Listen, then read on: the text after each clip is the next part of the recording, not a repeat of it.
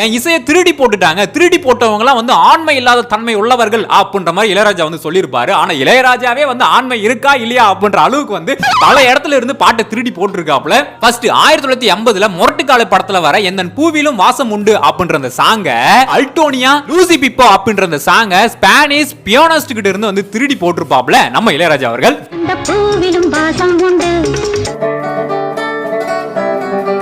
அடுத்து 1985ல சின்ன வீடு படத்துல வர சிட்டுக்குருவி வெக்கப்படுது அப்படின்ற அந்த சாங்க 1893ல வந்த நியூ வேர்ல்ட் சிம்போனி அப்படின்ற அந்த சாங்ல இருந்து உருவி அப்படியே போட்டுருப்பாப்ல.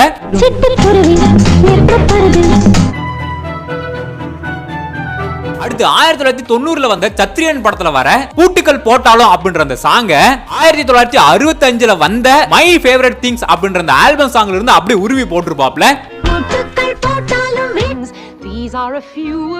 இப்ப சொல்லுங்க சார், உங்களுக்கு ஆண்மை இருக்கா?